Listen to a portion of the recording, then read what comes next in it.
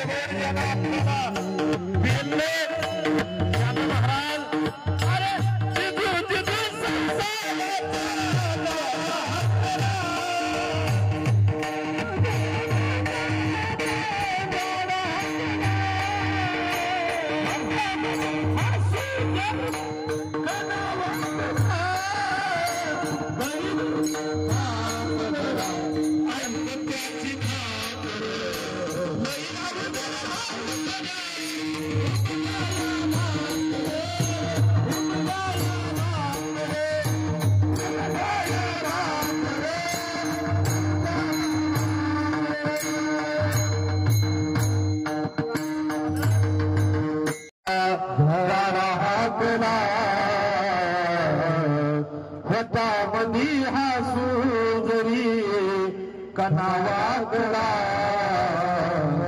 घडी बरतो थांब जरा ऐक त्याची धापर नाही अवघड हाय बरा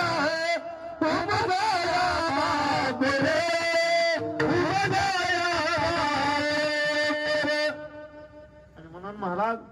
लय अशा कविता आहेत पण माणसाला आईच्या सगळ्या पाठ आहेत बापाची मात्र अरे बाप कष्टाचा काबाडी उसमयात तोडतो तो ध्यानात राहत नाही जगामध्ये कृष्णाची यशोदा रामाची कौशल्या सगळ्या ध्यानात आहेत महाराज पण त्याच कृष्णाला वाचवण्याकरता नाकापर्यंत पाण्यात गेलेला बाप सुद्धा भागवतकारांनी सांगायला कमी पडले इतकं कष्ट आपल्यासाठी घेतलं ते कुणी घेतलं महाराज केवळ आणि केवळ आपल्या घराचा जर पाया कुणामुळे आपण म्हणतो की आई घराचं मांगल्य आहे तर त्याच घराचा पाया सुद्धा कोण आहे महाराज त्या दिवशी एखाद्या घराचा पाया खचतो ना त्या दिवशी घर किती जरी मोठं असलं तर जेव्हा खचतो पाया तेव्हा ते घर म्हणून महाराज जुन्या काळात आपल्या शाळा बी एवढ्या चांगल्या होत्या गुरुजी की आम्हाला माझ्या कितवीत होती मला माहित नाही पण एक कविता होती आम्हाला अरे माझा बाप शेतकरी उभ्या जगाचा पोशिंदा होती का नव्हती हा त्या कवितेची सुरुवात अशी होती शेतामध्ये माझी कोप तिला बोराटीची झाप तिथं कष्टानं राबतो शेतकरी माझा बाप देतो अंगावर चिंध्या खातो मिरची भाकर साधा होता तो पण त्यानं उभं आयुष्य महाराज आपल्यावरती प्रेम केलं कधी देवाची आशा केली नाही घराची आशा केली नाही अन्नाची आशा केली नाही प्रेम जर कुणावर असेल तर ते मुलावरती केलं आणि म्हणून शास्त्र सांगतं त्या वडिलांचे आपल्यावरती झालेलं उपकार त्या ऋणाला पितृऋण म्हटलं जातं आणि त्या पितृऋणातनं उतराई होण्याकरता शास्त्र सांगतं मुलानं एक कर्तव्य करावं काय करावं पिंड पदावरी दिला तुलिया तरी माझे झाले गयावर जेर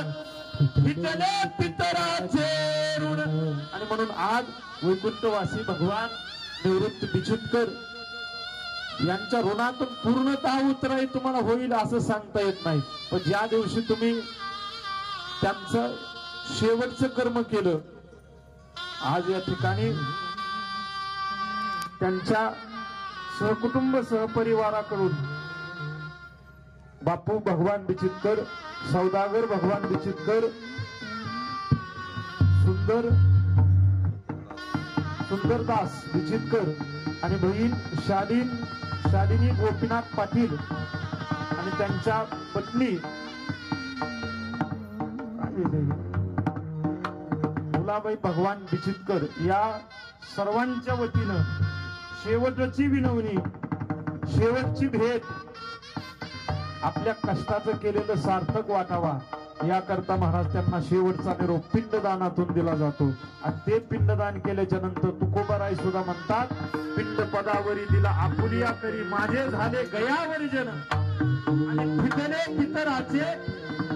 देवाचरून जर आपल्यावर राहिलं तर देव आपलं काहीच करीत नाही. लय झालं तर पुन्हा जन्माला घालील,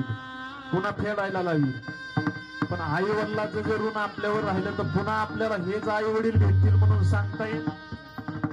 कुणाच्या जन्माला जावं लागतंय, कोण आई म्हणून भेटते, कोण बाप म्हणून भेटते, आपल्यावर एवढं प्रेम करतोय का नाही हे आपल्याला माहित नाही. म्हणून माणसानं माय बाप केवळ काशी देवाच्या समान मानावे,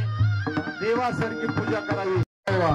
हजार जरी शिकलेल्यांनी आलं ना, त्यांनी सांगितलं ना मेलेल्या माणसाचा फोटो इथं लावू नये, त्याला म्हणायचं तू पटकून पाणी पी, चहा सुद्धा भेटणार नाही, चटकून महागारी निघ. फुल्याला असला चहा तरी ओताय लावायचं, चुलीत ओतून द्या ती चहा, पण त्याला पाजू नका. जो आपल्या बापाचा फोटो आपल्याच घरातून काढायला लावतो आणि त्याचा ऐकून जो काढतो त्याच्यासारखा मूर्ख कर्म दरिद्री दुसरा. घर खायला जमतं, त्याची इस्टेट खायला जमते, त्याचा पैसा खायला जमतो, त्यानं कमवलेलं सगळं जमतं, आणि त्याच बापाचा फोटो घरात लावायचं म्हणलं की जमत नाही. म्हणून बाप काय असतो हे आम्ही सांगण्यापेक्षा तुम्ही कधीतरी शिकावं. आणि ज्या दिवशी तुम्ही बाप सांभाळायला लागला त्या दिवशी कीर्तनकाराला कीर्तनात बाप सांगायची गरज. मग आम्ही फक्त एवढंच सांगणार, काय करा तर भजन करा, ते कसं करा.